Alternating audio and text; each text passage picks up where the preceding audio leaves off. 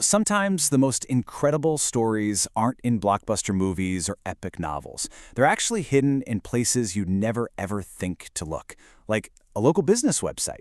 And today, that's exactly what we're going to do. We're going to pull one apart to uncover this amazing story of a city's constant and really intense battle for survival. So this is the big question we're asking. What can the website for an air conditioning repair company in Tampa, Florida, really tell us about what it's like to live there? You might be surprised. Turns out, it's a whole lot more than just their service hours and prices. And boom, right there on their homepage, you see this line. And let me tell you, this is way more than just a catchy sales pitch. It is basically a declaration of war. It sets the stage perfectly, telling us that the bad guy in this story isn't some rival company. It's the relentless, oppressive Tampa climate itself. Okay, so for the next few minutes, let's try something. Let's completely forget this is an advertisement. Let's treat it like an artifact, like a document that's revealing the story of technological survival in a uniquely hostile place. Every service they list, every single phrase they use, it's a clue. All right, so that brings us to chapter 1 of our story. We got to define the enemy, right? And this website, man, it doesn't just say, hey, it's hot in Tampa. No. It paints this incredibly vivid and kind of intimidating picture of the forces they're up against. Just listen to the language here. Pressure cooker. Destroys. That is not regular marketing copy. That's a narrative choice. They're basically turning the climate into this monster, this force that is actively attacking the city's infrastructure. And here they are, the specific weapons in the climate's arsenal. It's like a war on multiple fronts. You've got AC units under siege from just being used constantly. You've got biology in the form of algae clogging things up. You have chemistry with corrosive salt air eating away at everything. And then sheer power from thunderstorms and power surges frying electronics. Each one of these is a different kind of failure just waiting to happen. But get this, the assault doesn't stop with the air. The very ground Tampa is built on is part of the problem. You've got sandy soil, a high water table. That means foundations actually shift. And that puts physical stress on the guts of the HVAC system, the ducts and the lines, turning tiny little issues into catastrophic failures almost instantly. The environment is literally attacking from above and below. So, what happens when the environment wins around? All these factors, they lead to a very specific set of consequences. When an air conditioner in Tampa fails, it's usually not random. There's a very distinct pattern to it.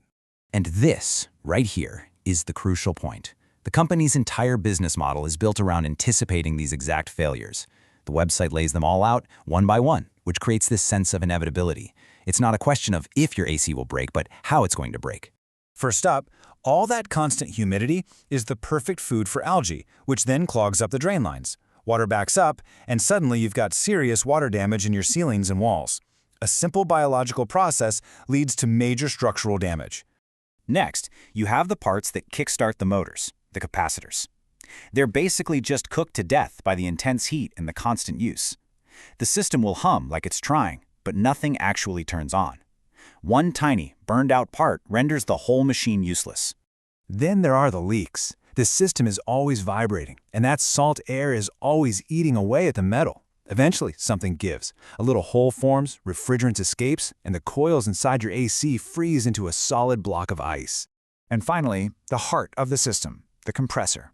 It is forced to run almost year-round under an incredible load, and eventually, it just burns out. This is the big one. This is the most expensive and critical failure you can have.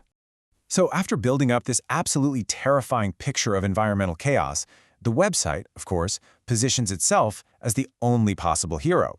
It's not just any repair company, it's a specialized response team built for this very specific war. And notice how each of their promises is a direct counterattack to the problems we just laid out. The climate creates an emergency, so they promise speed. The situation is stressful, so they promise transparency. The problems are complex, so they promise expertise from senior technicians. And because the enemy is so unique, they promise specialization. It's a masterclass in telling a story through your marketing. Their process just reinforces this whole idea. It's designed for speed and clarity. Step 1, get there and figure out the problem fast, because they've seen it 1,000 times. Step 2, fix it immediately, because they already carry the specific parts that always break in Tampa. Step 3, test the whole thing and guarantee the work. It's a formula for restoring order in the face of chaos. But amidst all this high-stakes drama, the website also offers a surprisingly practical piece of advice. It's a simple rule of thumb that perfectly captures the economic reality of living in this pressure cooker.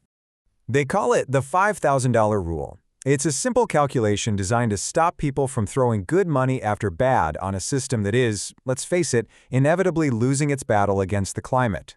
Here's how it works in their example. Say you have a 10-year-old system that needs a $600 fix. You just multiply the age of the unit by the cost of the repair. So 10 times 600 equals $6,000. Since that's over the $5,000 threshold, the logical, smart choice is to replace the whole thing. It's amazing, really. This simple formula basically takes years of local, hard-won knowledge and boils it down into one piece of actionable advice.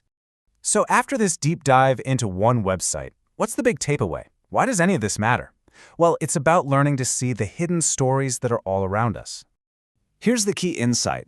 That local business you drive by every single day isn't just selling a product, it's selling a solution to a problem that defines daily life in your community. Its website is like a written record of that community's ongoing negotiation with its own geography, its climate, and its reality. Which leads to a final question for you. What about the businesses where you live? What story is your local roofer's website revealing about the kinds of storms you get? What does the Pest Control Services homepage tell you about the ecosystem you actually live in? If you look closely enough, I promise you'll find a story there, just waiting to be read.